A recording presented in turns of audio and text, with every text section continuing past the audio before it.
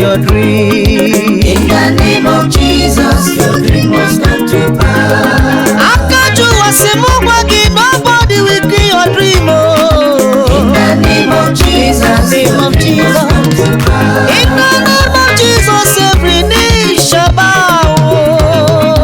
In the name of Jesus, your dream must come to pass. Nobody will kill your dream in your marketplace. In the name of Jesus, your dream must come to pass. I said nobody will kill your dream in your academy. In the name of Jesus, your dream must come to pass. Oh, in your working place, nobody will kill your dream. In the name of Jesus, your dream must come to pass.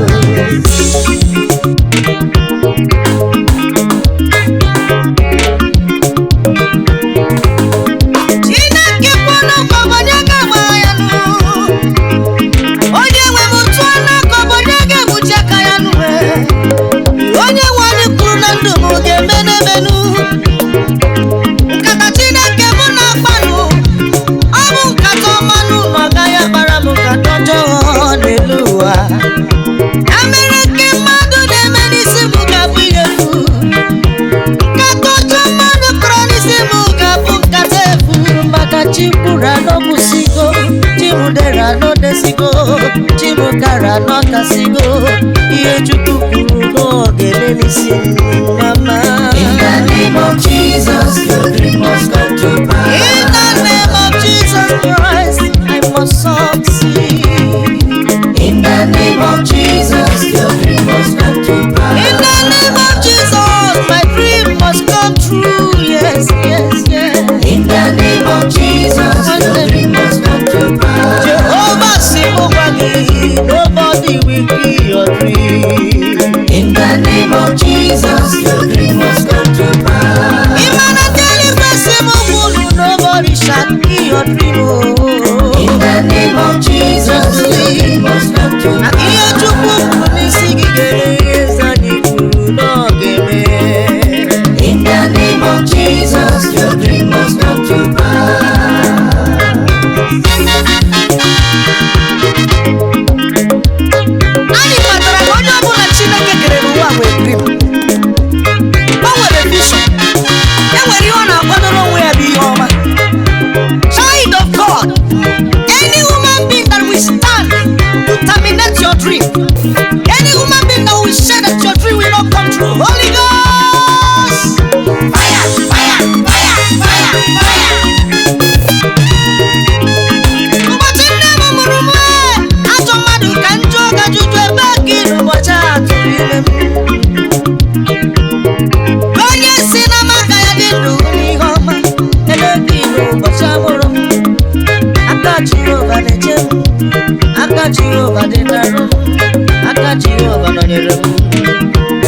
Egwu na-eti, aka Jehova dị n'arụ m, aka Jehova na-eche m, aka Jehova nọ n'arụ m. Maka ịmatakwa n'otu nwa ọkụkọ nwada, ọkụkọ nwere uwe ọsọ, Chineke na-eche ụmụ ya. In the name of Jesus, your dream must come to pass. In the name of Jesus, I must succeed. Oh. In the name of Jesus, your dream must come to pass. Achukwu, in the name of Jesus, manyaga yana wawike uwa. In the name of Jesus, your dream must come to Ọ bụ na anya gị na-azụ, ị na-eti egwu, ị na-alụ ọlụ na ọ dịwo mma, ị na-anụ.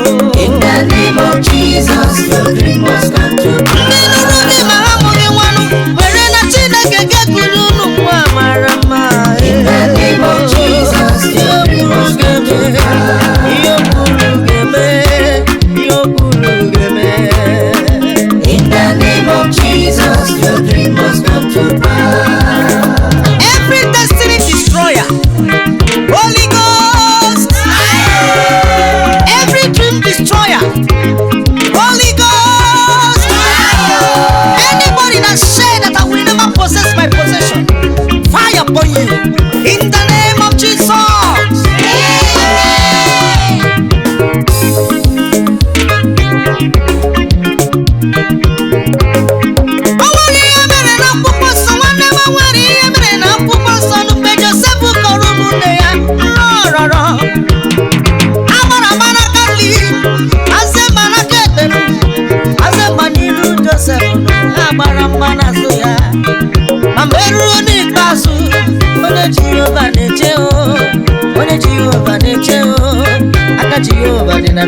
enweghị ihe na-eme. Josef mechara nụ nrọ ya wepụta n'ihe nụ ebe nke ya pụtara nke m ga-apụta ihe. Ndị niile kọrọ ya ọnụ na ndị niile gbara ya mgba na ndị kpọrọ ya ọrọ nrọ ha mechara bịa kpụ isi ala nye ya. Otu aka na-adịrị gị onye si n'ike ya gbawafịa n'elu ụwa wee pụta ụzọ ọ ga-ebu n'ụzọ la mmụọ ọ ga-alakpụ 6 feet ya n'o ọ ga-eji na-anazere mmiri